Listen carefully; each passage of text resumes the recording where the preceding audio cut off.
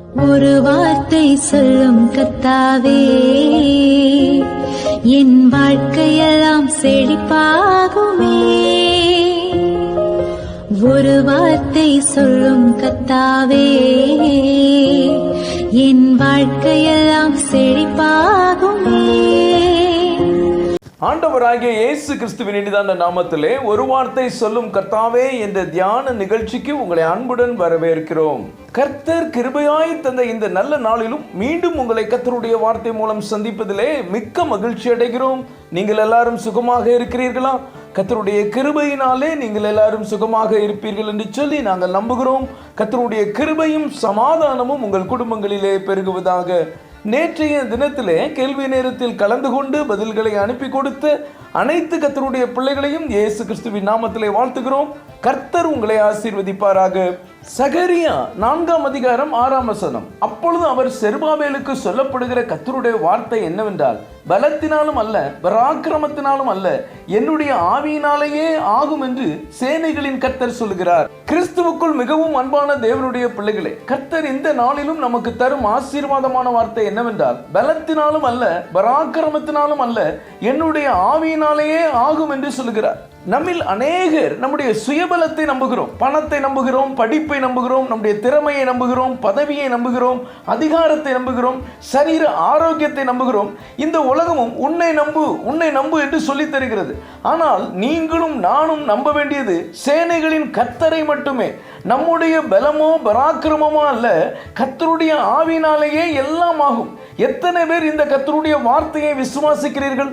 எரேமியா 9ஆம் அதிகாரம் 23-24 வசனங்கள் இப்படியாக சொல்கிறது, ஞானி தன் ஞானத்தை குறித்து மேன்மை பாராட்ட வேண்டாம், பராக்கிரமன் தன் பராக்கிரமத்தை குறித்து மேன்மை பாராட்ட வேண்டாம், ஐஸ்வர்யவான் தன் ஐஸ்வர்யத்தை குறித்து மேன்மை பாராட்ட வேண்டாம். மேன்மை பாராட்டுகிறவன் பூமியிலே கிருபையையும் நியாயத்தையும் நீதியும் செய்கிற கர்த்தர் நான் என்று என்னை அறிந்து உணர்ந்திருக்கிறதை குறித்தே மேன்மை பாராட்ட கடவன் என்று கர்த்தர் சொல்லுகிறார். இவைகளின் மேல் பிரியமாய் இருக்கிறேன் என்று கர்த்தர் சொல்லுகிறார். எனக்கு அன்பான தேவனுடைய பிள்ளைகளே, பணம் இருந்தும், படிப்பு இருந்தும், திறமை இருந்தும், பதவி இருந்தும், அதிகாரம் இருந்தும், நல்ல சுகம் இருந்தும், கடந்த ஆண்டிலே எத்தனையோ காரியங்களை நீங்கள் செய்ய முடியாமல் போயிருக்கலாம். இப்பொழுதும் நீங்கள் உங்கள் பலத்தினாலே முயற்சி பண்ணி கொண்டிருக்கலாம். இனி உங்கள் பலத்தின் மேல் நம்பிக்கை வைக்காமல் கர்த்தருடைய பலத்தை மட்டும் நம்புங்கள். அவருடைய கிருபையை சார்ந்து கொள்ளுங்கள். இந்த வருஷத்திலே இதுவரை உங்களுக்கு நடக்காத காரியம் நடக்கும். தேவன் அதை உங்களுக்கு நிறைவேற்றி தருவார். தானியேல் 4ஆம் அதிகாரம் 30-31 வசனங்களை நாம் வாசிப்போம். இது என் வல்லமையின் பராக்கிரமத்தினாலும் என் மகிமை பிரதாபத்துக்கென்று ராஜ்யத்துக்கு அரண்மனையாக நான் கட்டின மகா பாபிலோன் அல்லவா என்று சொன்னான். இந்த வார்த்தை ராஜாவின் வாயில் இருக்கும் போதே வானத்திலிருந்து ஒரு சத்தம் உண்டாகி, ராஜாவாகிய நேபுகாத் நேச்சாரே, ராஜ்யபாரம் உன்னை விட்டு நீங்கிற்று. மிகவும் நேர்த்தியாக அரண்மனையையும் அழகான தொங்கும் தோட்டத்தையும் உருவாக்கினவன் நேபுகாத் நேச்சார்.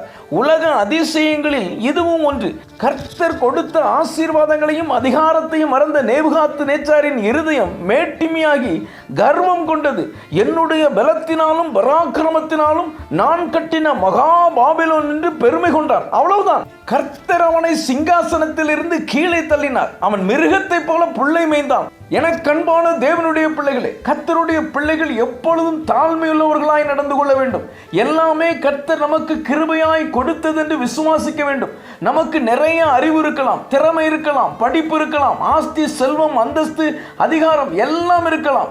ஒரு நாளும் நம்முடைய இருதயம் நேபுகாத் நேச்சாரை போல மேட்டிமையாகிவிடக் கூடாது. பரிசுத்த வேதாகமத்தில் மேட்டிமையாய் இருந்தவர்கள் எல்லாம் வீழ்ந்து போயிருக்கிறார்கள். லூசிபர் வீழ்ந்ததும் மேட்டிமையால் தான். எப்பொழுதும் நம்மை தாழ்த்தி, என் பலன் அல்ல கர்த்தாவே, உம்முடைய ஆவியினாலே ஆகும் என்று விசுவாசத்தோடு சொல்லி பாருங்கள். இதுவரை உங்களுக்கு வாய்க்காத எல்லா காரியமும் வாய்க்கும். தேவனுடைய ஆவியினாலே ஆகும். ஜெபிப்போம். அன்பின் பரலோக பிதாவே, இந்த நல்ல நேரத்துக்காய் நன்றியோடு உம்மை துதிக்கிறோம், ஸ்தோத்திரிக்கிறோம். பலத்தினாலும் அல்ல, பராக்கிரமத்தினாலும் அல்ல, என்னுடைய ஆவியினாலே ஆகும் என்று சொல்லி நீர் எங்களோடு பேசினதற்காக நன்றி தகப்பனே.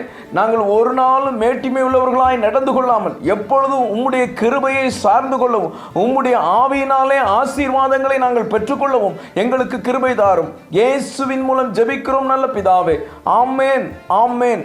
இன்றைய கேள்வி, நான் கட்டின மகா பாபிலோன் அல்லவா என்று சொன்ன ராஜா யார்? ஏ தரியு, பி கோரேஸ், சி நேபுகாத் நேச்சார், டி அகாசுவேரு. இந்த கர்த்தருடைய வார்த்தை உங்களுக்கு ஆசீர்வாதமாக இருந்திருக்குமே, ஆனால் தயவு செய்து லைக் பண்ணுங்கள். உங்களுடைய நண்பர்களுக்கும் உறவினர்களுக்கும் வாட்ஸ்அப்பில் இருக்கிற அனைத்து குழுக்களுக்கும் அனுப்பி கொடுங்கள். தொடர்ந்து நம்முடைய மிஷனரிமார்களுக்காக ஜெபித்துக் கொள்ளுங்கள். கர்த்தர் உங்களையும் உங்கள் குடும்பத்தின் பிள்ளைகளையும் அபரிவிதமாய் ஆசீர்வதிப்பாராக.